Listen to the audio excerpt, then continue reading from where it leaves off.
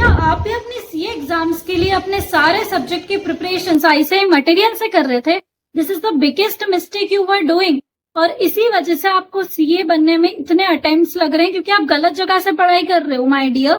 और आज की वीडियो में हम इसी मिथ को ब्रेक कर मैं आपको एग्जैक्ट सोर्स ऑफ क्वेश्चंस बताने वाली हूँ। जस्ट इमेजिन दैट सीए जैसी टफ एग्जाम्स में अगर हमें ये चीज पता चल जाए कि कहाँ से क्वेश्चंस आने वाले हैं, कौन से क्वेश्चंस आने वाले हैं, so it's just not less than a dream coming true. And exactly आज की वीडियो में मैं इतनी बड़ी चीज आपको क्लेम करने जा रही हूँ बिकॉज ये खुद मेरा ट्राइड एंड टेस्टेड फॉर्मूला है। मैंने खुद एक्सपीरियंस करा है इसको through out all the levels of CA exams. और शायद यही वजह है कि मैंने अपने सीए एग्जाम्स के सारे लेवल्स को लेस देन 2 मंथ्स में क्लियर करा है। And today I am CA परिधि कोठारी और आज की वीडियो आपके लिए विद प्रूफ मैं आपको हर चीज बताऊंगी। सो प्रैक्टिकल सब्जेक्ट्स की हम अगर बात करें जैसे कि accounts, FM, AFM, FR, cost, maths, so इन सारे सब्जेक्ट्स में आपको अपनी पढ़ाई ऑफकोर्स आईसीआई मटेरियल से ही करनी है। और आईसीआई मटेरियल में कहाँ से आपको पढ़ना है? सो टेस्ट और नॉलेज के जो क्वेश्चंस होते हैं, जो इलस्ट्रेशंस होते हैं, थ्योरी नहीं, सिर्फ इलस्ट्रेशंस और टेस्ट और नॉलेज के क्वेश्चंस। और उसमें भी जो टेस्ट या नॉलेज की स्टार्टिंग के कुछ क्वेश्चंस रहते हैं जो अभी तक आपको लगता था कि ये तो नहीं आएंगे ना क्योंकि 1-2 नंबर के जितने क्वेश्चंस के भी वर्थ इट नहीं है ये क्वेश्चंस, और आप उन क्वेश्चंस को अभी तक सॉल्व ही नहीं करते थे, उन पर इतना ध्यान नहीं देते थे। सो ये सबसे बड़ी गलती आप कर रहे थे क्योंकि अब यही क्वेश्चंस एमसीक्यूज में पूछे जाने लगे। एंड एग्जैक्टली सेम मैंने अपनी मई में फाइनल की एग्जाम्स दी थी तो एएफएम में मैंने 78 स्कोर करा है। और उस पेपर में मैंने एक चीज ये ऑब्जर्व करी कि जो क्वेश्चंस लाइक मैं ऐसा समझ के कर रही थी कि ये क्वेश्चंस तो कभी नहीं आएंगे, वो सारे क्वेश्चंस आईसीआई ने एमसीक्यू में पूछ रखे हैं। और एक चीज मैंने उसमें ऑब्जर्व ये करी कि उन्होंने क्वेश्चंस को एक केस स्टडी के फॉर्म में दिया था कि क्वेश्चंस उन्होंने केस स्टडी करी और उन्होंने 2-3 क्वेश्चंस दिए। अब जो स्टार्टिंग के 2 क्वेश्चंस थे वो तो एग्जैक्टली वही था जो कि आईसीआई मटेरियल में एज इट इज दिए हुए थे। और एक क्वेश्चन उन्होंने 2 नंबर का ऐसा पूछा हुआ था जो कि क्वेश्चन में आईसीआई मटेरियल में ऑलरेडी दिया हुआ था, हमको लाइक पूछा हुआ नहीं था, ऑलरेडी दिया हुआ था, लेकिन एग्जाम में हमसे वो चीज भी पूछ ली गई जो कि आईसीआई मटेरियल में पहले से दी हुई थी। सो इसका मतलब वो आपके लॉजिक, आपने कितना डीप में पढ़ाई करी है, वो सारी चीजें आपकी टेस्ट करेंगे। तो आप अभी तक उनको जिन क्वेश्चंस को इग्नोर कर रहे थे ना, वो क्वेश्चंस अब आपको इग्नोर नहीं करने क्योंकि कोई भी क्वेश्चन अब आपके एग्जाम्स में आ सकता है क्योंकि आईसीआई ने न्यू कोर्स के अंदर एमसीक्यू कंपलसरी कर दिए 30 मार्क्स के। तो अब कुछ भी ऐसा नहीं रह गया है जो कि अब कभी भी एग्जाम्स में नहीं आ सकता। तो आईसीआई का एक भी क्वेश्चन आपको नहीं छोड़ना है। हमेशा मुझे एग्जामिशन आया है, प्रैक्टिकल सब्जेक्ट्स मेरे बहुत अच्छे रहते थे और उसका सिर्फ एक कारण है कि मैं सिर्फ और सिर्फ आईसीआई की बुक्स रेफर करती थी, कोई भी एक भी क्वेश्चन में उसके अलावा नहीं करती थी कहीं और से भी। सो वो चीज के लिए आपको हमेशा क्या सजेस्ट करूंगी मैं, सिर्फ और सिर्फ आईसीआई मटेरियल। लेकिन थ्योरी सब्जेक्ट जो कि मैक्सिमम कवरेज रखते हैं, लाइक अगर आप देखोगे तो सीए में 60% थ्योरी है और 60% थ्योरी अगर आप अभी तक आईसीआई मटेरियल से कर रहे थे, ये आपकी सबसे बड़ी भूल थी क्योंकि मैंने कभी भी सीए की पढ़ाई अपनी थ्योरी सब्जेक्ट्स में आईसीआई मटेरियल से नहीं करी। और मैंने ऐसे कितने ही लोगों को देखा है जिन्होंने पूरा आईसीआई मटेरियल कर डाला, उसके बाद भी वो क्लियर नहीं कर पाए। उन्होंने इतनी मेहनत करी थी, उसके बाद भी उनका 40 नंबर तक भी नहीं आ पाए एग्जाम्स में। कि आईसीआई मटेरियल आप खुद देखोगे तो थ्योरी सब्जेक्ट्स में इतनी मोटी आईसीआई मैथ्स रहती है, इतने पार्ट्स रहते हैं, इतना सारा उसमें कंटेंट रहता है कि बच्चा कंफ्यूज हो जाता है कि एक्चुअली हमको क्या करना है, क्या नहीं करना है, क्या चीज याद करनी है, क्या चीज सिर्फ पढ़ के समझ के छोड़नी है उसको। हम वो समझ नहीं पाते, हम सब कुछ इतना अच्छे से तो पढ़ने लग जाता है, फिर हम सभी को ओवर जनरलाइज कर देते हैं और ये सबसे बड़ी गलती हो जाती है हमारी। सब मेरे प्रैक्टिकल सब्जेक्ट्स के लिए तो बहुत क्लियर चीजें रहती है कि ठीक है क्या करना है, पर थ्योरी सब्जेक्ट्स में आपको बहुत ज्यादा स्मार्टली पढ़ाई करनी होती है। और अब क्या होता है, फैकल्टीज जो भी फैकल्टीज के अपने लेक्चर लिए थे उनकी बुक लो, उस पर ट्रस्ट करो। सबसे पहले आपको बिलीव करना पड़ेगा कि मैं जो ये बुक पढ़ रहा हूँ ना, ये मुझे डेफिनेटली पास करा देगी। अगर आपके मन में अभी तक कंफ्यूजन चल रहा था दैट यार ये हो पाएगा कि नहीं, इस बुक से पढ़ूं, मेरी फ्रेंड की बुक ज्यादा अच्छी, वो कंफ्यूजन खत्म करो। जो भी बुक है आपके पास उस पर विश्वास रखो, वो 100% आपको पास करा देगी। मेरे लिए हमेशा से एक सिंपल सी अप्रोच रहती थी कि अगर मैं थ्योरी पढ़ रही हूँ ना, तो अगर मेरे को उसको याद करना है, सिर्फ रीड करना, सिर्फ समझना, तो मेरे कंसेप्ट से हमेशा बाहर रहे कि यार थ्योरी में अगर हम सिर्फ पढ़कर छोड़ रहे हैं ना तो क्या मतलब, एग्जाम में हमको लिखना है, इंटरव्यू नहीं देना है, वहां पे आपकी अंडरस्टैंडिंग चेक नहीं होगी, वहां पर चेक होगा कि आपको कितना कुछ याद है। एग्जामिनर जब आपका पेपर चेक करने बैठेगा ना तो उसके पास जो सजेस्टेड आंसर्स की शीट रहेगी उससे आपके आंसर्स मैच करने चाहिए अल्टीमेटली, तब जाकर आपको नंबर मिलेंगे। सो रटना अगर है तो रटना पड़ेगा मतलब। सो ये तो कोई बात ही नहीं है कि यार हमको रटना पड़ता है ये वो।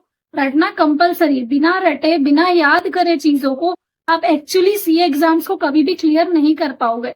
सो आपकी अप्रोच बस ये रहनी चाहिए कि कोई भी एक फैकल्टी की बुक लो और उसमें रटना याद करना शुरू करो, चीजों को समझकर सिर्फ कुछ भी नहीं होगा। अब हमें इसके क्वेश्चंस कहाँ से सॉल्व करना है। सो क्वेश्चनर्स मैं हमेशा से ट्राई करती थी कि फैकल्टीज की जो भी क्वेश्चन है ना वो मैं सॉल्व कर सकूं, पर उसमें लिटरली इतने क्वेश्चंस होते थे ना कि वो पूरा करना is next to impossible for me, और मैं उसको स्टार्ट ही नहीं कर पाती थी इस वजह से, क्योंकि वो इतनी मोटी दिखती थी कि ऐसा लगता था कि यार इतनी पढ़ाई तो मुझसे ना हो पाएगी। सो मैंने हमेशा से बहुत सिंपल अप्रोच रखी कि मैं जब भी थ्योरी सब्जेक्ट को कोई भी टॉपिक पढ़ रही हूँ तो मैं उसमें सेल्फ क्वेश्चन जो है वो डेवलप करती थी कि अगर मैं ये पढ़ रही हूँ तो अगर एग्जाम में इसके क्वेश्चंस मैं खुद अगर बनाना चाहूँ तो मैं किस टाइप के क्वेश्चंस बनाऊंगी, किस टाइप के क्वेश्चंस आ सकते हैं, मैं खुद उसका आंसर करते हुए चलती थी। स्पेशली एक चीज आप ध्यान रखना कि जो भी एग्जाम्पल्स दिए हुए रहते हैं ना बीच में, लाइक ABCD ने ये करा वो करा, सो वो एग्जाम्पल्स जो कि ऐसे मटेरियल के रहते हैं वो सेम आपकी फैकल्टीज के नोट्स में भी दिए हुए रहेंगे। सो उन एग्जाम्पल से क्वेश्चंस बनकर आते हैं एग्जाम में। सो याद रखना कि कम से कम 2-3 क्वेश्चंस तो एग्जाम में एज इट इज उठ कर आएंगे। सो उन एग्जाम्पल्स को बहुत अच्छे से आप करना, क्योंकि हम अधिकतर उनको पढ़ के इग्नोर कर देते थे, पर अभी तक वो चीज आप गलत कर रहे थे, अब से आप ये चीज मत करना। तो हमारे मन में सवाल आता है कि फिर हम थ्योरी के क्वेश्चंस कहाँ से करें। सो आप थ्योरी के क्वेश्चंस ऐसे ही मटेरियल की बुक से कर सकते हो। सो पढ़ा हमने फैकल्टीज की बुक से और क्वेश्चंस हमने ऐसे ही मैथ से सॉल्व कर लिए। सो ये बेस्ट अप्रोच रहती है आपकी थ्योरी के लिए। प्रैक्टिकल सब्जेक्ट में आप एक बात बहुत अच्छे से ध्यान रखना कि जो क्वेश्चंस आपसे एक बार में नहीं बन रहे, आपको टफ लग रहा है, आपको थोड़ा डिफरेंट लग रहे हैं कि यार ये क्वेश्चन तो बहुत ही अलग सा है और आपने उसको छोड़ रखा है कि मैं ये बाद में कर लूंगा क्योंकि मुझे अभी समझ नहीं आ रहे, सो वो क्वेश्चंस मार्क कर लो, क्योंकि वो सेम क्वेश्चंस आपके एग्जाम में आने वाले हैं। और अगर अभी तक आपको वो समझ नहीं आ रहा था तो उसको रट लो भले ही, बट उसको छोड़ के कभी मत जाना, क्योंकि एग्जाम में फिर गिल्ट होता है कि ये एक क्वेश्चन छोड़ा था बस और ये एक ही क्वेश्चन एग्जाम में आ गया। क्योंकि ऑफकोर्स जब टफ पेपर बनते हैं ना, और एक वर्ड मेरा बहुत अच्छे से याद रखना, दैट भले ही मैक्सिमम से मैक्सिमम टफेस्ट पेपर क्यों ना आ जाए आईसीए की हिस्ट्री में, लेकिन अगर आपने ये अप्रोच फॉलो करी है थ्योरी और प्रैक्टिकल सब्जेक्ट्स के लिए तो आपको क्लियर करने से कोई भी नहीं रोक सकता है। नॉर्मल केसेस में जहां पर अगर पेपर सिंपल आ गया, क्योंकि हमेशा से एक पेपर बहुत हार्ड आता है और बाकी सारे पेपर्स एक ग्रुप के सिंपल आते हैं। सो लाइक अगर 3 पेपर्स है एक ग्रुप में तो एक पेपर डेफिनेटली बहुत टफ आने वाला है, और उस टफेस्ट पेपर को भी सॉल्व करने के लिए अगर आपने ये अप्रोच फॉलो करी है तो आपको कोई भी नहीं रोक सकता है। मैंने सेम अप्रोच फॉलो कर अपनी सारी एग्जाम्स को बहुत इजीली क्लियर करा है। तो आपको लग रहा होगा कि यार विद प्रूफ हमने बोला था कि वीडियो में विद प्रूफ में बताऊंगी, सो प्रूफ कहाँ है। सो प्रूफ तो आपके सामने है। आईसीआई का कोई सा भी पेपर लाइक सीए फाउंडेशन से लेके सीए फाइनल तक का कोई भी पेपर उठाकर देख लो। इवन मेरा अटेम्प्ट का सीए फाइनल का पेपर जो कि मैंने दिया है वही उसी में एएफएम में एफआर में सेम क्वेश्चंस आईसीआई मटेरियल से आए थे, जिसमें आप आराम से 60 ऊपर मार्क्स के क्वेश्चन सेम थे without even changing the digits. ICI ने सेम क्वेश्चंस अगर फाइनल में दिए हैं और फाउंडेशन में भी एग्जैक्ट क्वेश्चंस आते हैं। इंटर में पिछली बार में अटेम्प्ट में एडवांस अकाउंट्स का और एफएम का पेपर बहुत टफ आया था, बट स्टिल जिन लोगों ने आईसीआई मैथ्स अपनी पढ़ाई करी थी उन लोगों ने वो पेपर क्लियर करे हैं।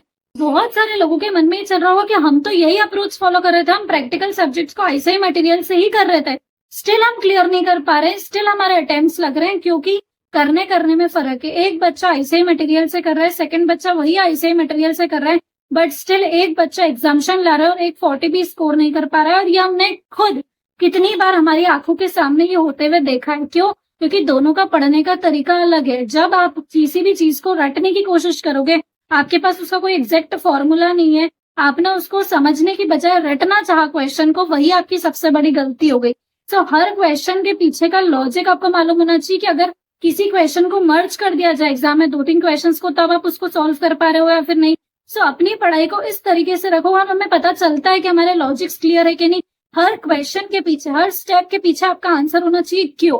और भले ही आपको एक क्वेश्चन करने में बहुत ज्यादा टाइम लग जाए, बट अंटिल उसका लॉजिक क्लियर नहीं हो रहा है ना, आपको आगे नहीं बढ़ना चाहिए। और जब भी आप कोई क्वेश्चन सोच रहे हो कि मैं ये अभी नहीं करता हूँ, अभी मुझसे नहीं हो रहा है, मैं इसको बाद में कर लूंगा, तो एटलीस्ट वो आपके मन में चलना चाहिए पूरे टाइम। और ऐसा कितनी बार हुआ है कि मेरे मन में कोई क्वेश्चन चलता रहता था और मुझे आ जाता था सडनली वो कि अच्छा ये तो ऐसा होगा ना, मैं बुक खोल के देखती थी कि अरे हाँ यार यही तो है उसका आंसर।